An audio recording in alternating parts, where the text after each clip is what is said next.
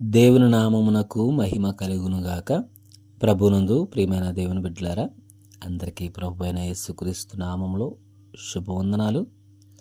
ఒక పల్లవి చరణం పాట పాడుకొని తర్వాత ప్రార్థన చేసుకుని వాక్య ధ్యానంలోకి వెళ్దామండి.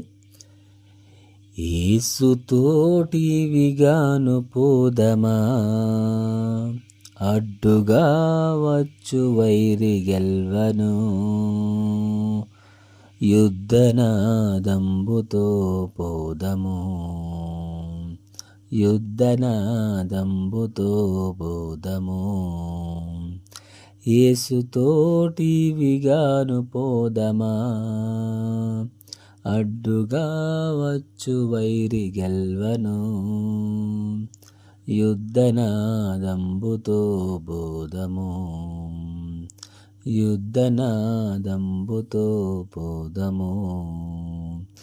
విశ్వాస కవచమును ధరించుచు ఆ రాజు నాజ్ఞమదిని నిలుపుచు, విశ్వాస కవచమును ధరించుచు ఆ రాజు నాజ్ఞమదిని నిలుపుచు, అనుదినంబు శక్తిని పొందుచున్న వారమై, అనుదినంబు శక్తిని పొందుచున్న వారమై, యేసుతోటి విగాను వెడలును, యేసుతోటి విగాను పోదమా, అడ్డుగా వచ్చు వైరి గెల్వను, యుద్ధనాదంబుతో పోదము, యుద్ధనాదంబుతో పోదము.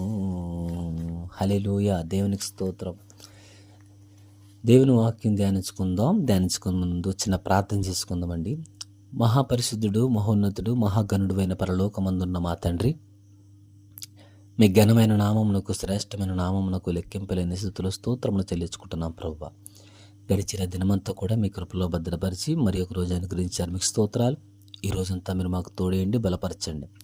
ఈ సమయంలో వాక్యం ధ్యానిస్తుండగా నాతో మాతో మీరు మాట్లాడి బలపరిచి ధైర్యపరిచి కృప చూపించమని యేసుక్రీస్తు వారి నామమున ఈ ప్రార్థనకు వేడుకొంచున్నాం తండ్రి, ఆమెన్. రోమిలికి రాసిన పత్రిక 12వ అధ్యాయము 12వ వచనం చదువుతున్నానండి. రోమిలికి రాసిన పత్రిక 12:12. నిరీక్షణ గలవారే సంతోషించుచు, శ్రమయందు ఓర్పు గలవారే ప్రార్థనయందు పట్టుదల కలిగి ఉండుడి. ఇక్కడ 3 మాటలు దాని అర్థం, దాని యొక్క విలువను గురించి చెబుతున్నాడు. ఒకటంట నిరీక్షణ సంతోషం, అంటే నిరీక్షణ గలవారే సంతోషించమంటున్నాడు వాక్యంలో. రెండవది శ్రమలో ఓర్పు గలవారే ఉండమంటున్నాడు. మూడవది ప్రార్థనలో పట్టుదల కలిగి ఉండమంటున్నారు. అవును ప్రియులారా, విశ్వాస జీవితంలో దేవుని బిడ్డలముగా ఈ 3 మనం కలిగి ఉండాలి. నిరీక్షణ గల వారే సంతోషించాలి. అంటే మనము ప్రార్థన చేసి దేవుడి దగ్గర కనిపెట్టుకున్నప్పుడు, దైవ చిత్తాన్ని మనం కనిపెట్టుకుంటున్నప్పుడు, దైవ చిత్తం ఏం జరుగుతుందని మనం కనిపెట్టుకుంటున్నప్పుడు ప్రియులారా, నిరీక్షణ గలవారే మనం సంతోషించాలి. అంటే నిరీక్షణ అనగా ఎదురుచూపు.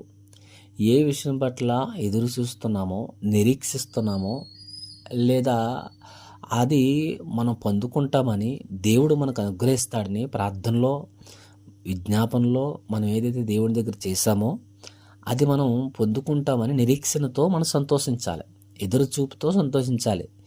అంతేకాదు విశ్వాసం గురించి చెబుతూ హెబ్రీయులకు రాసిన పత్రిక 11వ అధ్యాయం 1వ వచనం మనం చూస్తే, విశ్వాసం అనేది నిరీక్షింపబడు యొక్క నిజ స్వరూపము, అదృశ్యమైనవి ఉన్నవనటకు రుజువై ఉన్నది.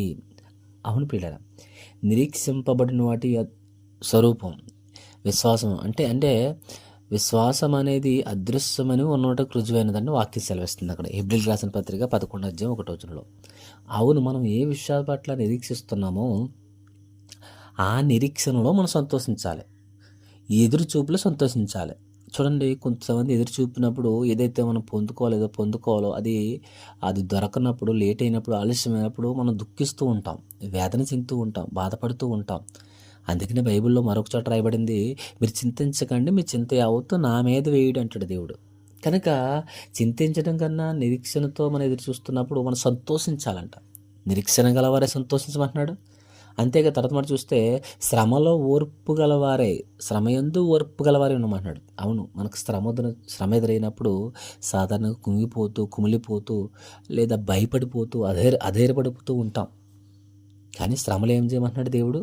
ఓర్పు కలిగి ఉండమంటున్నాడు. అందుకనే సామెతల కింద మనం చూస్తే శ్రమ దినమున మనం కృంగినలా చేతగాని వాడు అయిపోతామంట.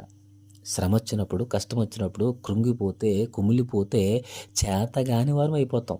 ఆ శ్రమ నుంచి, ఆ సమస్య నుంచి విడిపించబడకపోగా ఇంకా ఆ శ్రమ మనకి ఎక్కువయ్యే పరిస్థితి తెచ్చుకుంటాం. కనుక శ్రమ వచ్చినప్పుడు కుమిలిపోక, కృంగిపోక, కూలిపోక ఏం చేయాలంట? ఓర్పు కలిగి మనం ఉండాలి. శ్రమ వచ్చినప్పుడు అటు ఇటు మనం పరిస్థితుల సమస్యను పెద్ద చేసుకోకుండా మనం ఓర్పు కలిగి ఉంటే మనల్ని నమ్మిన దేవుడు గొప్పవాడు కనుక శ్రమ నుంచి విడిపిస్తాడు. తర్వాత మూడవది ఏంటంట? ప్రార్థన యందు పట్టుదల కలిగి ఉండండి. అవును, మన ప్రార్థనలో పట్టుదల కలిగి ఉండాలి. మనం ప్రార్థన చేసినప్పుడు విసిగిపోకుండా ప్రార్థించాలి. మనం ప్రార్థన చేసినప్పుడు ప్రార్థనకి జవాబు పొందుకుంటాం విశ్వాసంతో పదే పదే, అది ఒక్కసారి కాకపోయినా, రెండోసారి కాకపోయినా, మూడోసారి కాకపోయినా ప్రార్థనలో మన పట్టుదల ఉండాలి. ప్రార్థనలో, విజ్ఞాపనలో దేవుని దగ్గర మనం ప్రార్థన చేసినప్పుడు పట్టుదలతో ప్రార్థన చేయాలి. ఏమంటే యాకోబు గారు ఆయన రాత్రంతా పోరాడాడంట. పోరాడి చేసిన ప్రార్థనలో గొప్ప విజయం సాధించాడు యాకోబు ప్రార్థన మనం చూస్తే. అవును, మనం పోరాడి ప్రార్థన చేసినప్పుడు, పట్టుదలతో ప్రార్థన చేసినప్పుడు దేవుడు మన ప్రార్థనకు జవాబు అనుగ్రహిస్తాడు పిల్లలు. కనుక ఇక్కడ ఈ 3 మాటలు చెప్పే ముందు ఒక మాట పైన వాక్యంలో రాయబడింది ఏంటి తెలుసా? ఆత్మయందు తీవ్రత గలవారే ప్రభువును సేవించండి. అవును, ఆత్మలో తీవ్రత గలవారే ప్రభువును సేవించాలి. ఆ సేవించే క్రమంలో ఆత్మలో తీవ్రత గలవారు సేవించే క్రమంలో మనం నిరీక్షణతో సంతోషించాలి. నిరీక్షణ గలవారమే సంతోషించాలి మొదటిగా. రెండోది శ్రమలో ఓర్పు కలిగి ఉండాలి శ్రమ వచ్చినప్పుడు. మూడవది ప్రార్థనలో పట్టుదల కలిగి ఉండాలి. ఈ 3 మనం కలిగి ఉన్నప్పుడు పిల్లరా దేవుని చిత్తం ఏదో, దేవుని చిత్త ప్రకారం మన ఆధ్యాత్మిక అడుగులు ముందుకు వేసుకుంటూ వెళ్తామని తెలియజేస్తూ కొద్ది మాటలు ముగిస్తున్న ప్రార్థన. సకలాశీర్వాదాలకు కారకుడు అయిన పరలోకమందున్న మా తండ్రి, మీ ఘనమైన నామమునకు, శ్రేష్టమైన నామమునకు లెక్కింపలేని స్థుతులు స్తోత్రములు చెల్లించుకుంటున్నాం ప్రభా. నిరీక్షణలో సంతోషం గలవారమై, శ్రమలో ఓర్పు గలవారై, ప్రార్థనలో పట్టుదల కలిగి మేము జీవించిన సహాయం దయచేయండి ప్రభా. ఎందరైతే ప్రార్థన అవసరం కదా ప్రార్థన అవసరం లోపల దయచేయండి. ఎందరైతే అనారోగ్యాలతో బాధపడుతున్న స్వస్థపరచండి. ప్రతి కుటుంబం చుట్టూ మీ కాపుదలు దయచేయండి. ఎందరైతే హాస్పిటల్లో, ఐసీలు రకరకాల రోగాలతో బాధపడుతున్నారో వారిని స్వస్థపరచండి ప్రభువా. ఎందరైతే బలహీనలను బలపరచమని సమస్త మహిమ ఘనత ప్రభావం మీకే ఆరోపిస్తూ యేసుక్రీస్తు వారి నామమున ప్రార్థన వేడుకొంచున్నాం తండ్రి, ఆమేన్.